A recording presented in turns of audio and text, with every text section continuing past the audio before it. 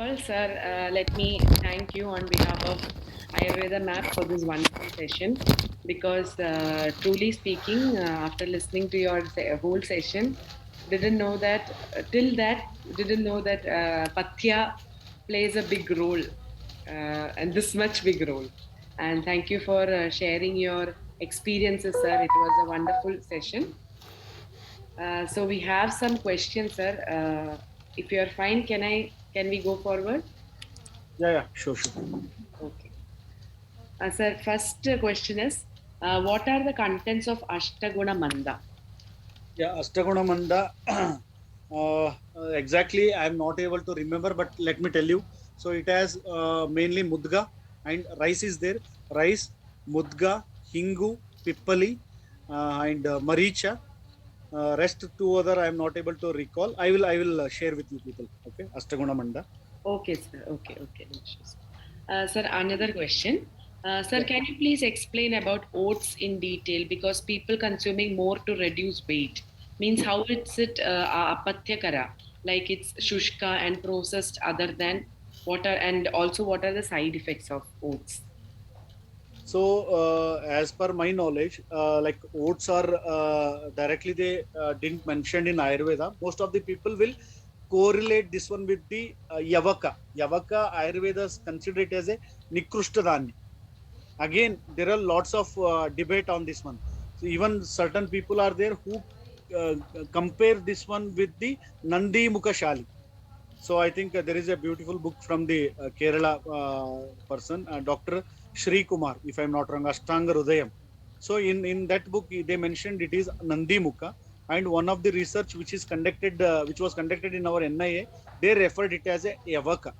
So still there is confusion regarding the oats and even oats and being a Nikruštadanya, they are not supposed to be taken regularly. And as I stated, any food you can take as a medicine or like for a particular time, but when it comes to the taking food regularly, always you need to opt for the food which are explained in the Nitya Sevani Aharas. Okay, Yavaka is not a Nitya Sevani Aharas if you consider oat as a Yavaka. So preferably don't advise regular intake of the oats because it's not a part and parcel of Nitya Sevani Aharas. But being a Nikruštadanya, and when we see the Lakshanas, if you compare this with the Nandimukha, Shali, or if you compare with the Yavaka, or Ruksha Guna is there, so they are indicated in the Santarbana Janya.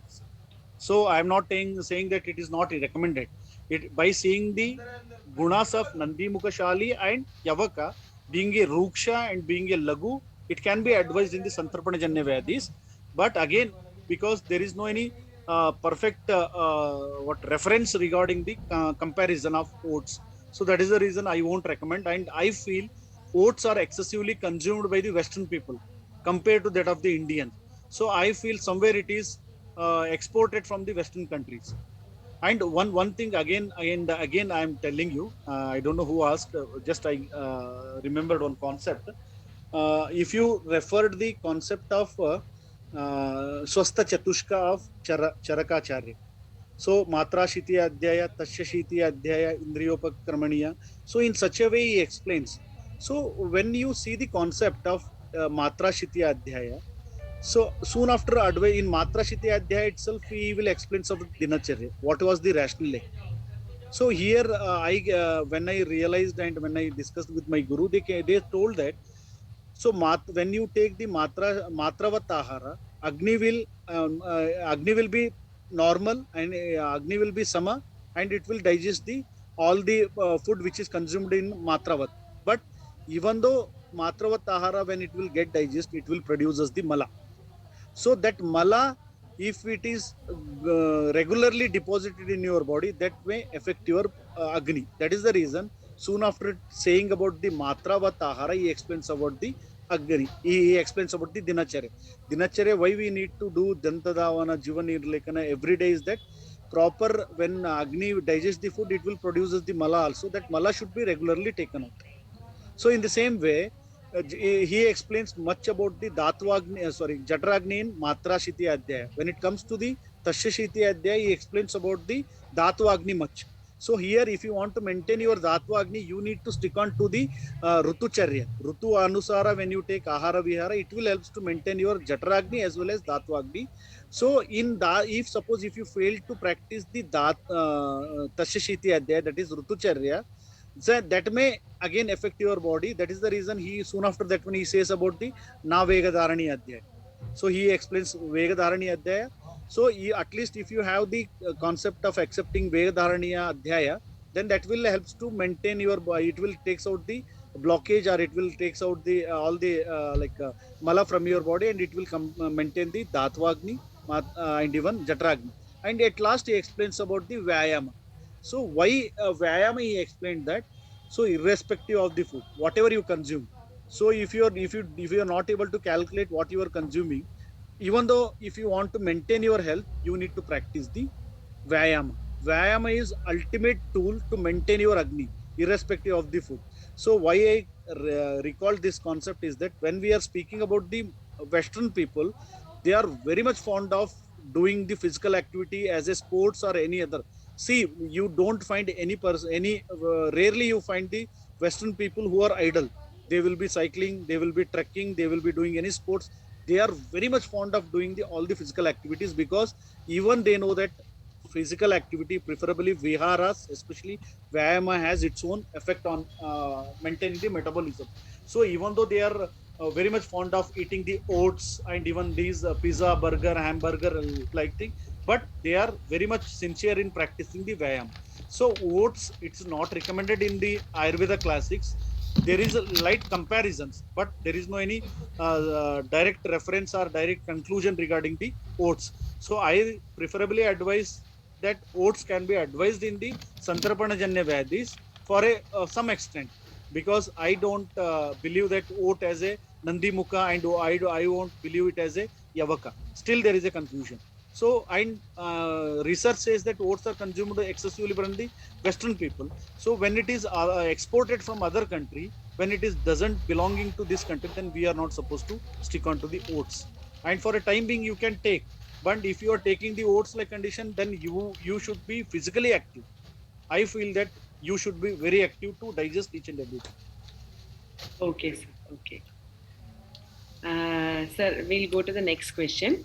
Sir, usually it is in practice that old rice is laghu and supachya. Is it same for wheat?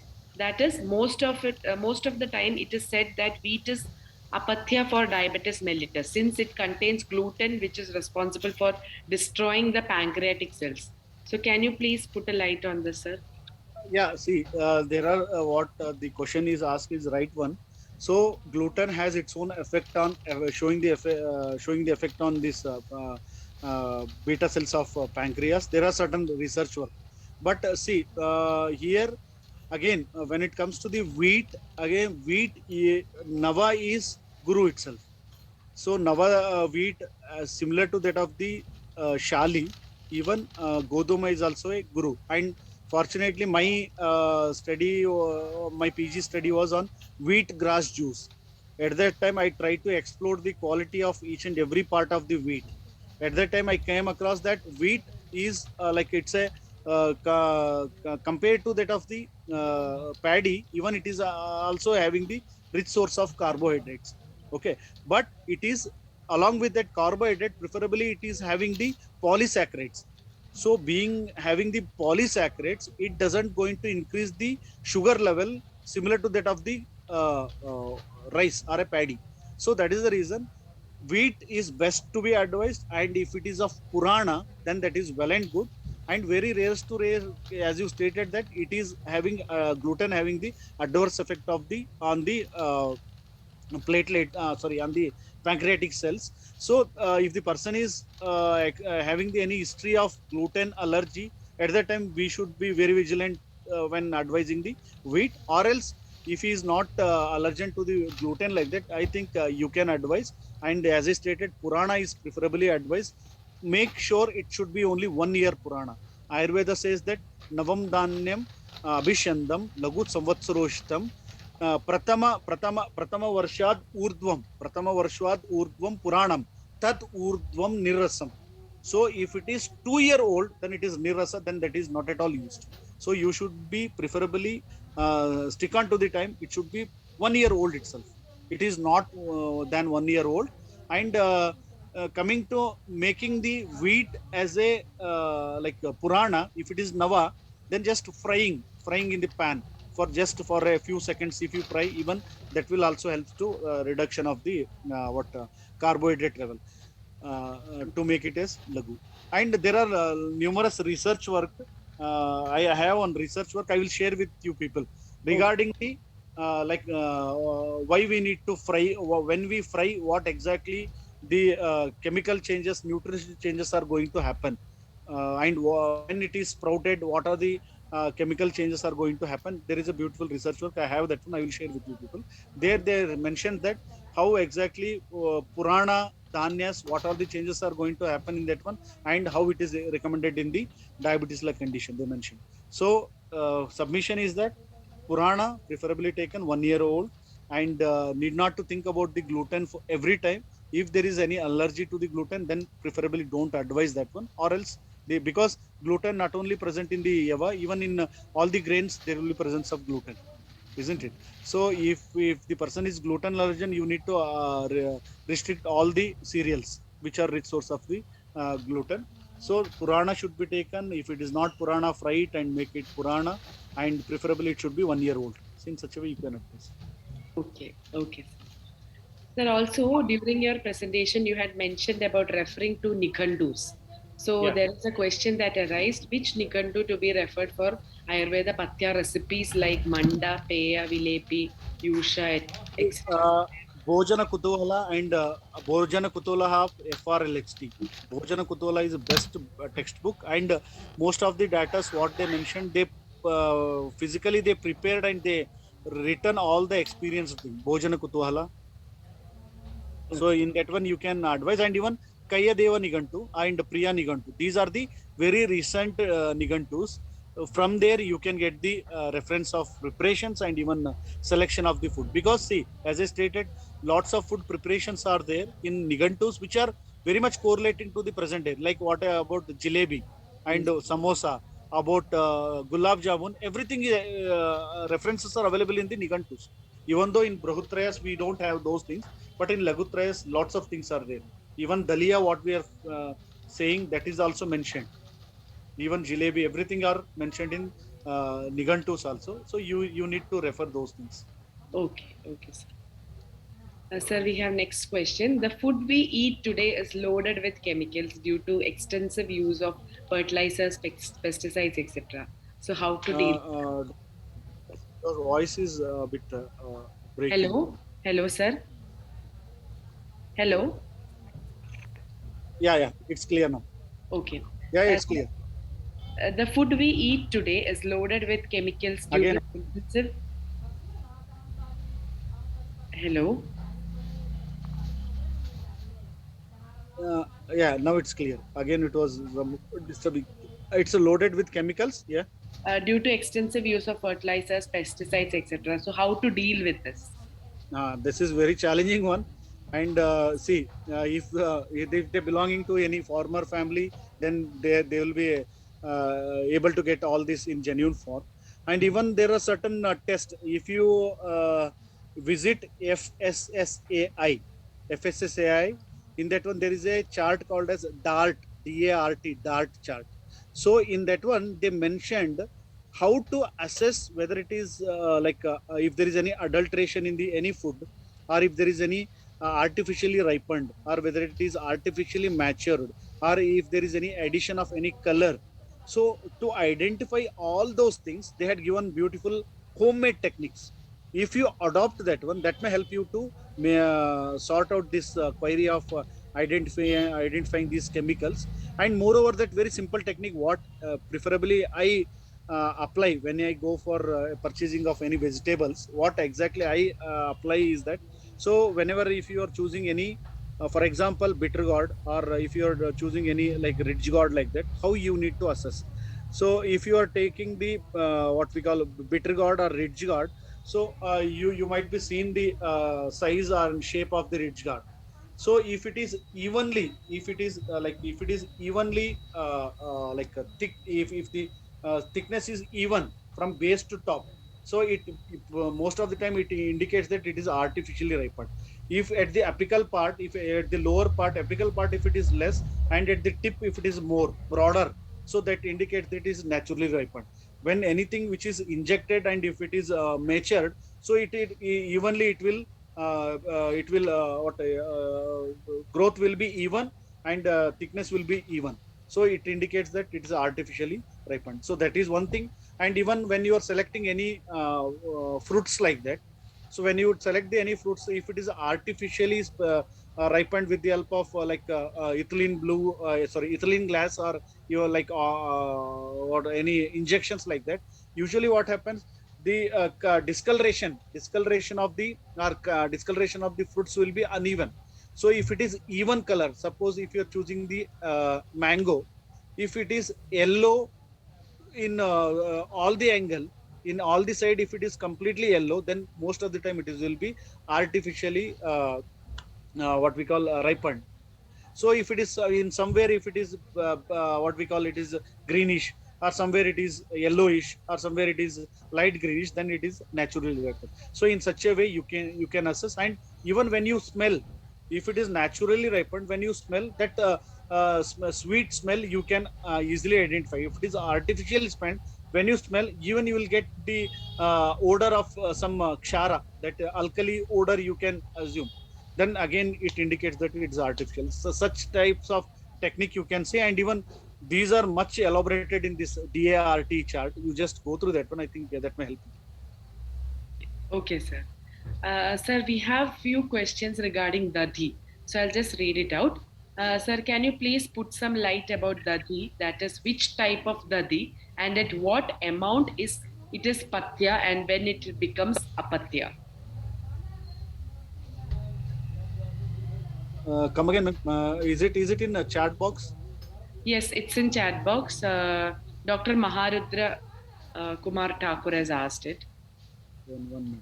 Maharudra. Please put some highlight about dadi. That is which type of dadi and at what amount it is pathya and when it becomes apatya. Okay, fine. So here, see, dadi. There are varieties of dadi. I don't know how many of you know about dadi, dadi sara, dadi. Again, varieties of dadis are there. So here, very as a thumb rule, let me tell you one thing. We know that it's a amla pakarasam guru ushnam grahi dadiwataji. That is amla rasa, ushna virya, and it is abhishanda and grahi.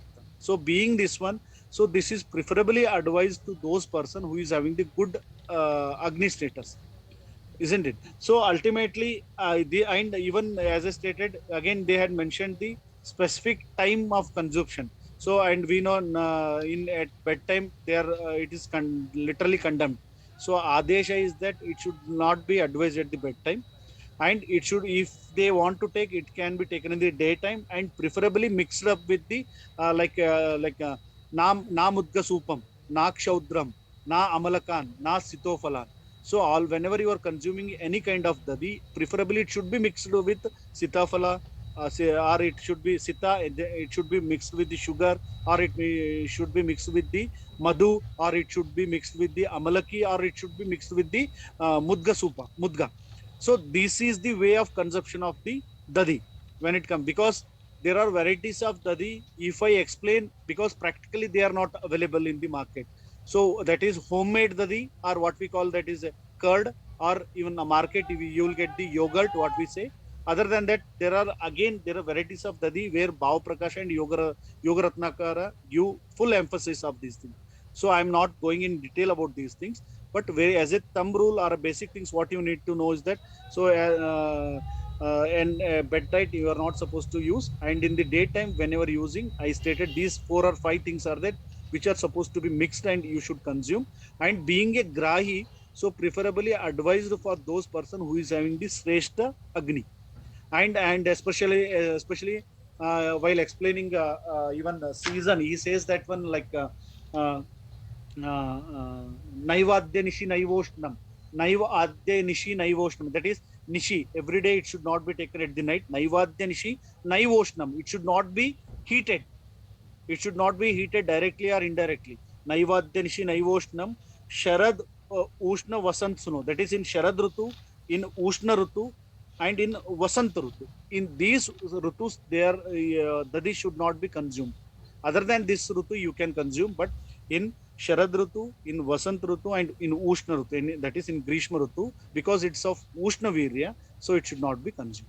So it should not be heated. It should not be consumed in the heat environment. It should not be consumed by the Pitta Prakriti person, and it should not be consumed by those person who is having the less or a very poor digestion. And it should not be even though a person is healthy, good appetite, it should not be consumed at the night. And in daytime, if you want to consume that, na mudga supam, na kshaudram, na amalaka, na sidophalan, this concept you need to. And another is that mandaka dadi. So in first, why I am in classification, there is one dadi classification called as mandaka dadi. Mandaka dadi is nothing but it is a first stage of dadi. So when you put any in milk, when you add any bit of curd, and the process of curdling when it will starts, first stage is mandaka, which is madura rasai. So that mandaka is very dangerous. Ayurveda says that mandaka dadi is totally condemned. Mandaka, again, it is going to vitiate the doshas, that is Tridosha Karaka. So Mandaka should fully formed dadi is advised, which will be of Amla Rasa. So nowadays, most of the people will consume the Madhu dadi as it's a sweet in nature, but that must sometimes it will be of Mandaka. That is in the process of curdling, it is not completely curdled. So at that time, so Mandaka is totally condemned, and even Charakacharya also directly says that Mandaka is totally prohibited, and in night any kind of dadi is prohibited. So these are the some of the recommendation for the dadi. Okay, sir. Along with this, can I ask you one more thing, sir? Lassi contains dadi, which is abhishyandi. Then how will it be useful for vata vikaras? Dadi is the lassi. You are asking about. See, in there is a, again in Bhava Prakasha. I'm not able to remember. He says that like dadi first mandaka afterwards there is a dadi called as madura. See, let me explain the classification, then only you will be able to understand. Mandaka mandaka madura dadi, madura amla dadi. So these are the classifications of the. So here he says that mandaka is totally condemned. Madura with sharkara, it is rasayana.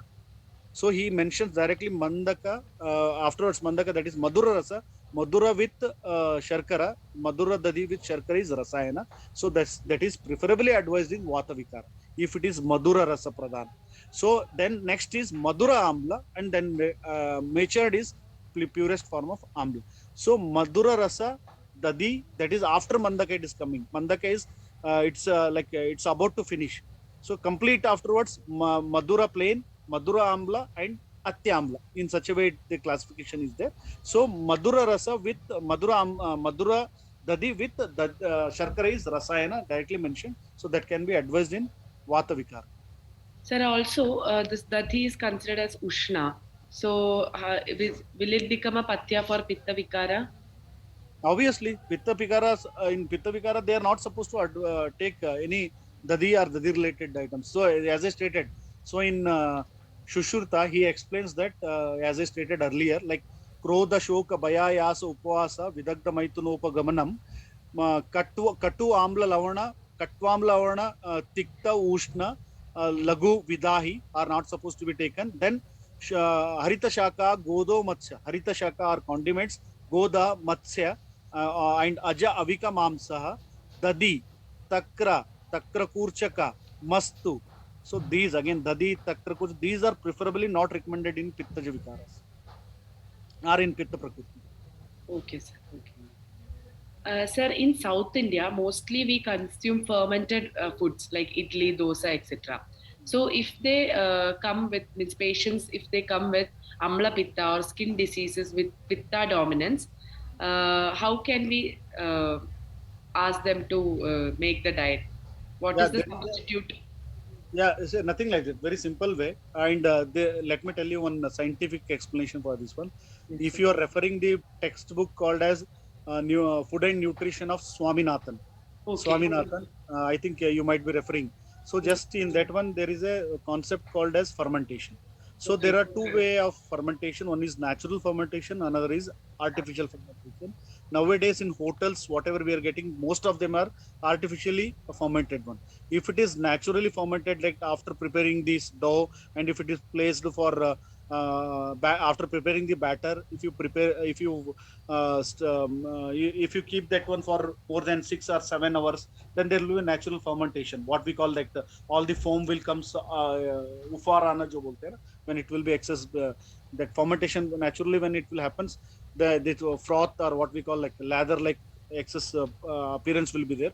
So if it is naturally, he explains that naturally fermentation, if it is there, that is good for all the liver disorders. It will improve the hepatic circulation and even enzymatic secretions.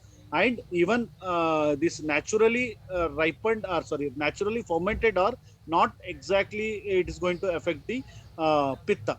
So if it is naturally, we need not to think about the gastritis. If it is artificially fermented, then you need to be think about the pitta vikaras and hypergastritis in naturally ripened, because along with that again we are going to take this idli or any dosa with the chutney, preferably made out of the coconut.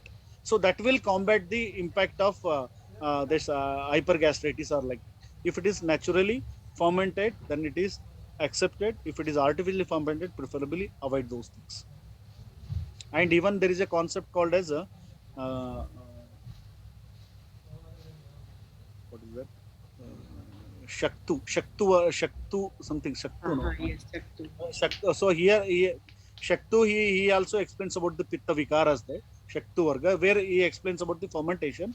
But in there is directly, though there is no any reference regarding the artificial fermentation and natural fermentation in Ayurveda. So what they explained is natural itself, and they never mentioned about any like Pitta Vikruti like that. If it is artificially fermented, there are research work, as I stated, there are lots of research work. Artificially fermented are going to affect your body adversely. So if they are going for naturally fermented homemade, then you can advise. And along with that, if they take coconut prepared vimardika, that is chutney, then that is acceptable. Okay, sir. Sir, you have explained that water before food is useful for Santarpajanya Vikara and water after food is useful for Apatarpajanya Vikaras. So, can you please give some?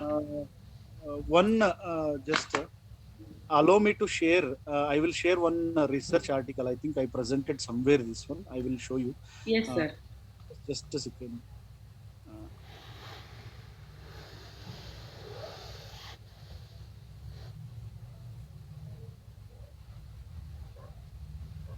Ashtanga Rudaya. I think you might be knowing that. He says that Swastha Vyakti, how much he need to drink the water. That is, he says that Rute Sharad Nidagabhyam. Rute Sharad Nidagabhyam. Swastam Api Chalpam. Rute Sharad Nidagabhyam. Pibet Swastam Api Chalpam. Then he says that there is some Staulya, what is that? Just a minute. Rute Sharad Nidagabhyam. Api Chalpam.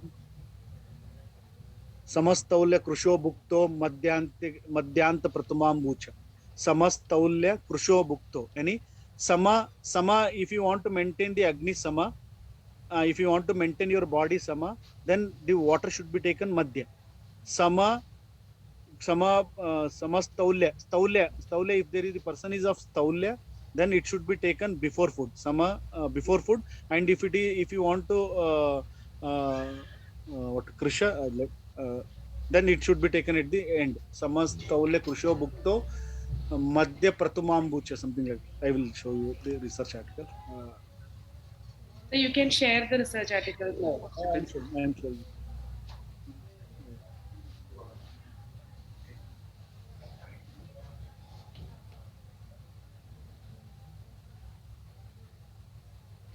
Sir, I meant if you can share with us, we will provide it to the students. One second. I am already reached there. Okay, okay. Is it?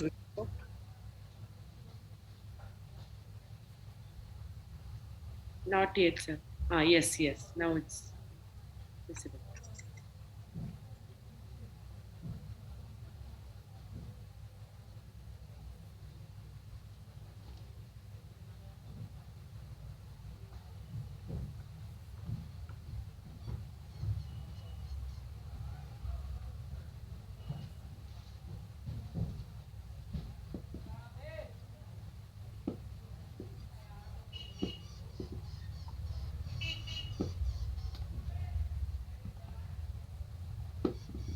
So here, just is it visible now? Sir, yoga, asana preferably. The effect of excessive water intake on body No, weight, no, body no, mass no, index, not visible. not visible.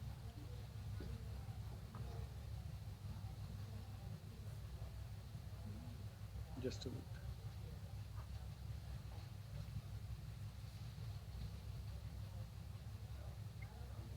Yes, sir, it's visible now.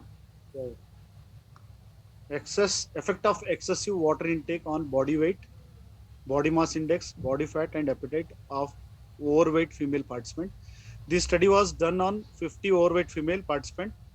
Am I audible? Who were instructed to drink Yes, 500 sir. ml of Yes. water 3 times a day, 30 minutes before breakfast, lunch, and dinner.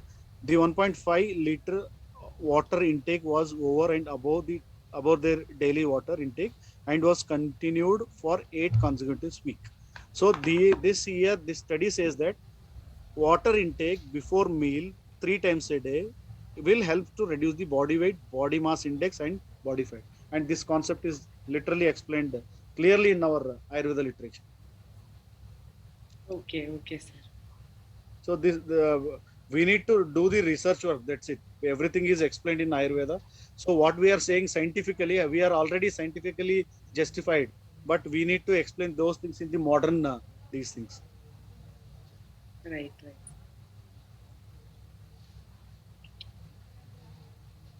Um, Sir, we'll go on to the next. Right. Yeah. Sure, sure. Okay. Sir, is Bengal gram Ruksha? Yeah, Bengal gram is Ruksha. See, Okay. Ruksha and it's let me tell you, keep it in your mind. All what we call all Shimbi Dhanyas except Masha and except Mudga. Mudga is moderately. It's Ruksha and they are all Vatakara. So as I stated earlier in Shushruta he explains which in Vata Prakriti which what are not supposed to be taken regularly. He says that like uh, Shushka Shaka Shushka Shaka Vallura Varaka Shushka Shaka sorry what is Chanaka. He give list of all the pulses. Let me recall that. He says that all there's Mudga Masura Adaki. Mudga in the sense even he says green gram is also Ruksha and it is Vatakara. Mudga Masura Adaki. Chanaka. Nishpava. Mudga Masura Adaki. Nishpava. Mudga Masura Adaki. Vallura Varaka, Shushka Shaka, Nispava, and Mudga, Masura, Adaki. So these Masura are Adaki is nothing but Arhar dal. What we call this is Bengal gram, and even Chanaka. Chanaka is also Ruksha and it's of Vatakaraka. So these except Masha, all the uh, pulses can be advised in the Santarpanajanya Vikaras. Okay. Okay, sir. Sir, next question.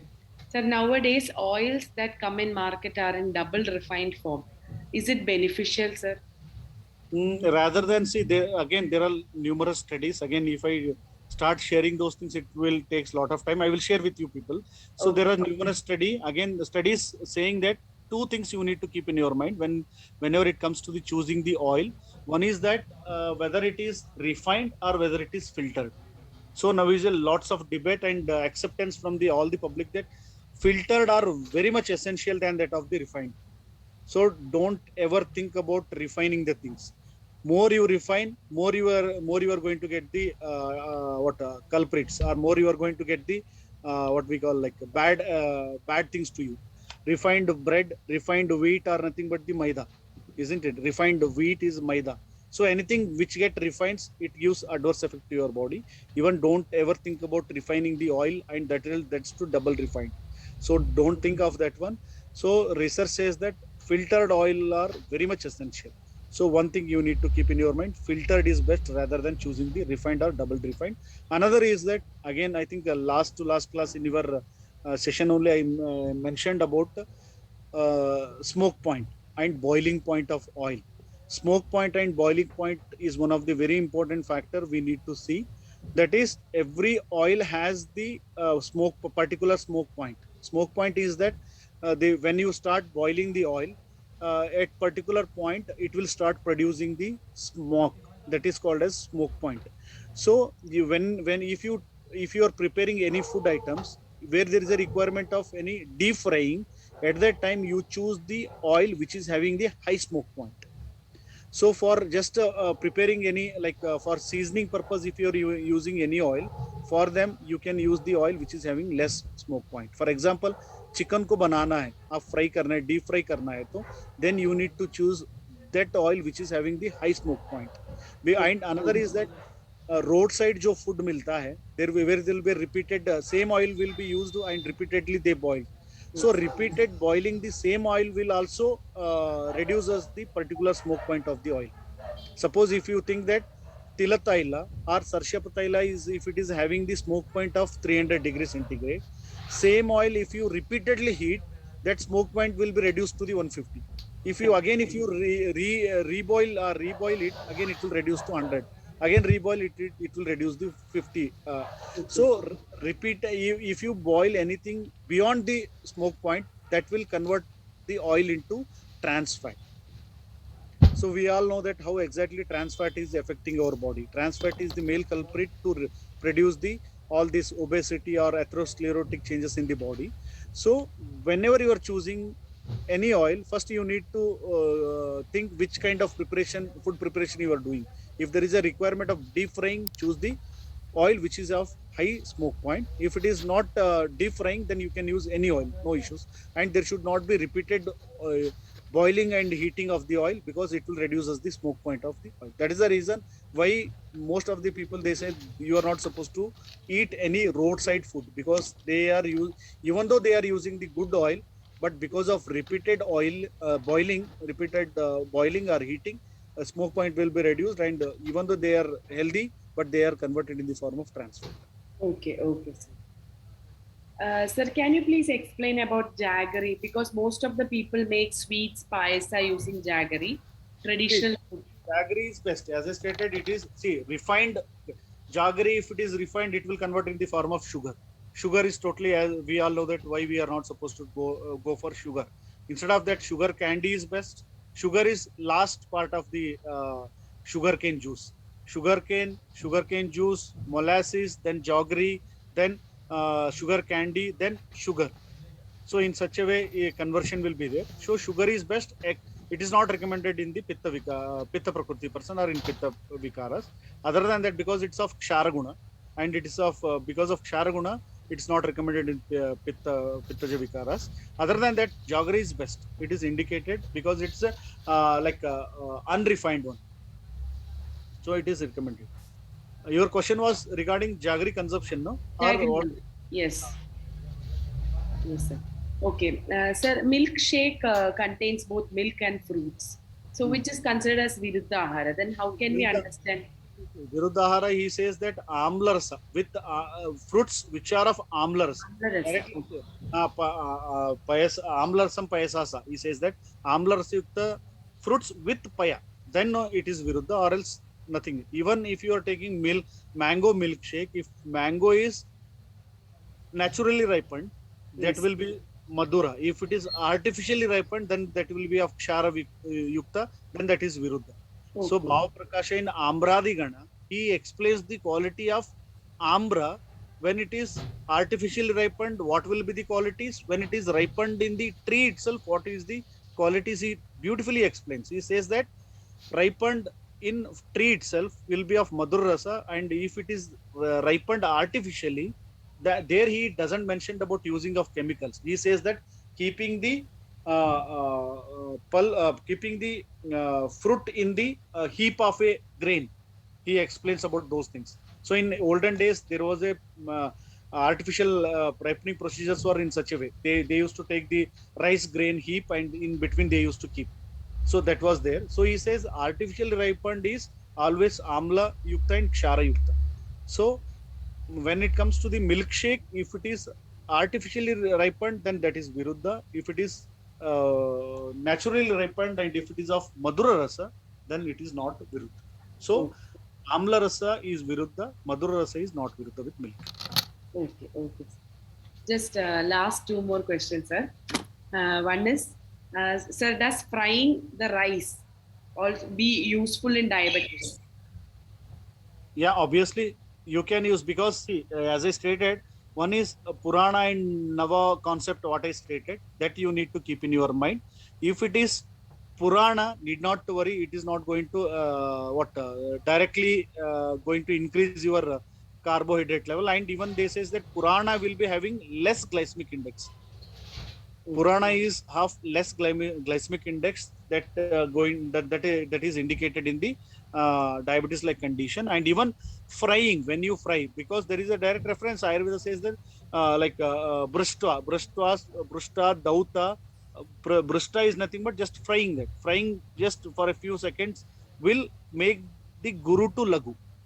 So when it convert into guru to lagu, then obviously there is no any chance of increasing of what meda dhatu or kapha dhatu in there. So that can be advised as per my knowledge. Because see, one another very debatable thing is that confirming diabetes with the prameha. This is challenging. People are most of the time we end up with saying that if there is a high glucose level, then that is a diabetes and that is a prameha. So concept of prameha in Ayurveda is entirely different, and we are correlating the things, but not exactly that one. If you think it is madhumeha, in madhumeha obviously it's a vata pradhana. When it is a vata pradhana, then obviously Shali is indicated in direct way, because we are comparing madhumeha and diabetes, isn't it?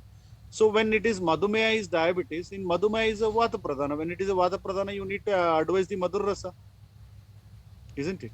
So that is the reason that confusion will be there. But one science says that frying will reduce us the glycemic index of the rice.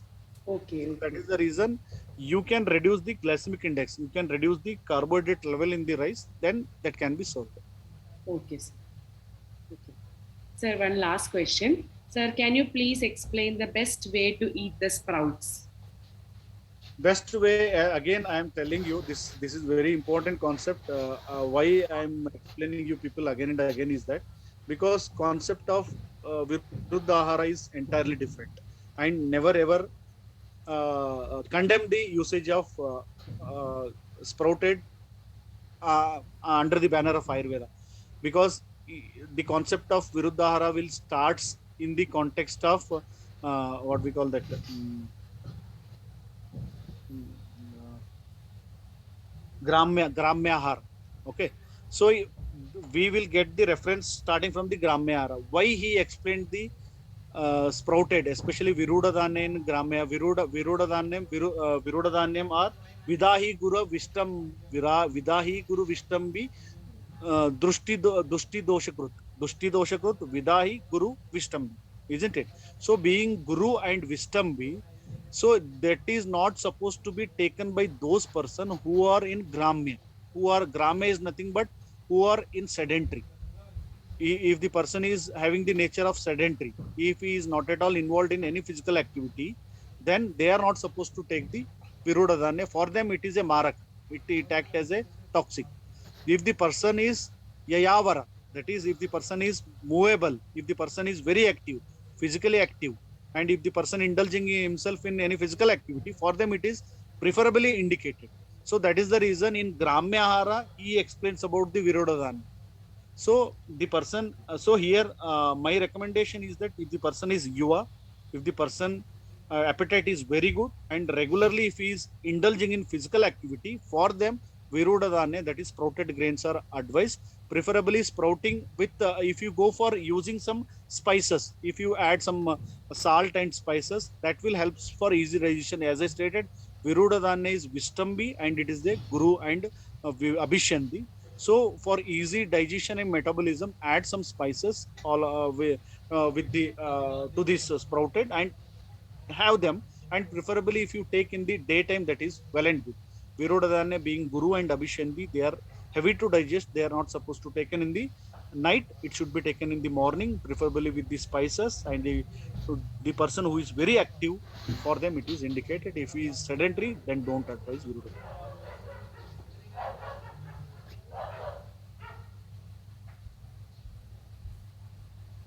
And actually Virodadanya का concept क्या है? Virodadanya, one example is that what is Viruda? Viruda, he says that Ankura Janana Shakti Vihinaha Viruda. Any grain which doesn't has the capacity to sprout, that is also called as Virudadhan. Another concept is Ankura Janana Shakti Virudadhan. Any grain which is having the sprouting capacity, even that is also called as Virudadhan. So concept of understanding is somewhat different. So what exactly we are eating nowadays? Chawal, rice. Rice, what we are eating. Did you seen the shape of the rice? How it is? It is conical. So conical, when it is machine prepared or machine milled, conical, when it is cutted in such a way in conical shape, grain, especially germ layer, is taken out. When germ layer it is not having, even shali, it's also called as Virodadanya, because it is not having the Ankura Janana Shakti. So concept are very different, and again I need one hour to explain exactly how to understand the Virodhana concept. Some other day we will discuss these things in simple way.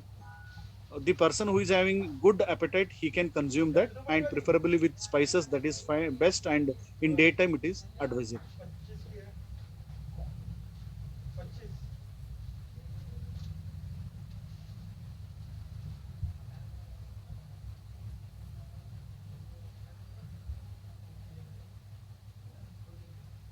You are not audible, Dr. Adhika.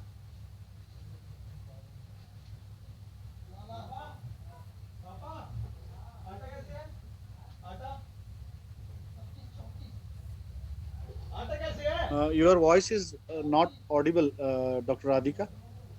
Am I audible to you?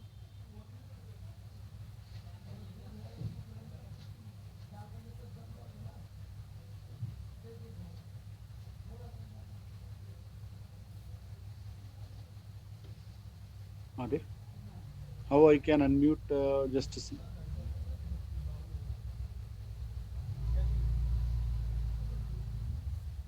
Hello, sir. I'm really sorry.